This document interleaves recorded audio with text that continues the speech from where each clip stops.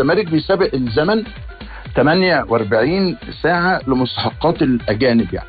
مين اللي شغال بقى؟ إدارة نادي الزمالك ومعاهم جون أودوارد بيحاولوا خلال كده الساعات القليلة القادمة يوفروا جزء من مستحقات الفريق. الأجندة الدولية خلصت، عندك محمود بن تايج، عندك خوان بزيرة. هم مش عايزين يصعدوا بقى شكوى الفريق لو تأخرت المستحقات، لأنهم أخطروا الإدارة بإنذار ان المهله للحصول على مستحقاتهم يوم 15 اكتوبر بعد بكره. فالزمالك مموت نفسه، لانه خلي بالك هنا لو اللاعيبه دي طلبت فسخ عقدها هتفسخ. نعم والله هتفسخ، ده هي القوانين واللوائح بتقول كده. طبعا ما انت مدقدق بقى في الشغلانه من زمان.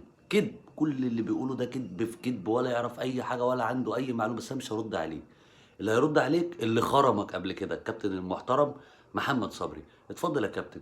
احمد شوبير كعادته للاسف يعني.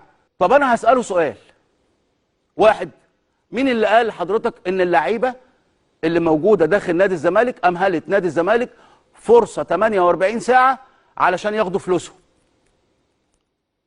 اتنين، مين اللي قال لحضرتك ان اللعيبه هتفسخ عقودها وعايزه تمشي؟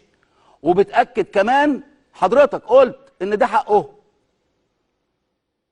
اسالك تاني، طب عرفت منين؟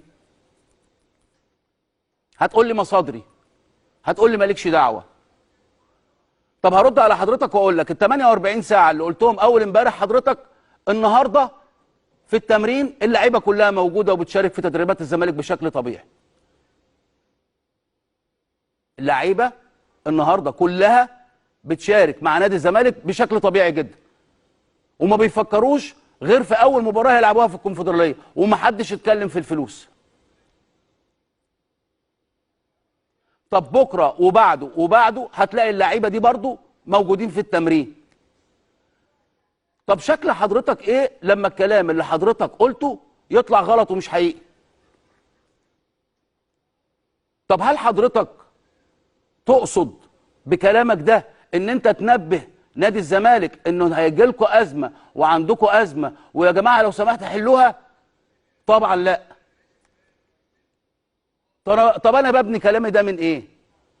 حضرتك من رموز النادي الاهلي، حضرتك اهلاوي جدا، حضرتك اسطوره من اساطير النادي الاهلي، فبالتالي انت مش هيهمك مصلحه الزمالك زينا كمان كزملكاويه. انا ما يهمنيش ان النادي الاهلي يبقى كويس، انا اللي يهمني فرقتي انا اللي تبقى كويسه. حضرتك نفس القصه، واي اهلاوي نفس القصه. فبالتالي حضرتك الكلام اللي انت بتقوله ده ملوش غير معنى واحد.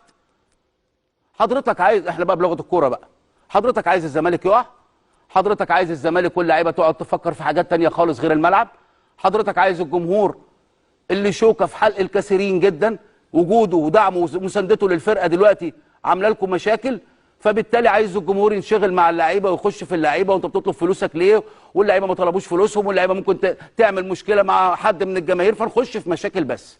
لكن باذن الله، باذن الله بتوفيق ربنا سبحانه وتعالى وبدعم جمهور نادي الزمالك، اللي بتعملوه ده مش هيحصل، او اللي نفسكم فيه ده مش هيحصل. ليه؟ لانه جمهور نادي الزمالك اذكى من اي حد. ومش هيقع الزمالك، وهيبقى الزمالك هو الزمالك، وطول ما جمهور الزمالك في ظهر الزمالك عمر الزمالك ما هيقع. اما بالنسبه للكابتن شوبير يعني يا كابتن محمد، فكلنا عارفينه ومحدش بياخد على كلامه يعني.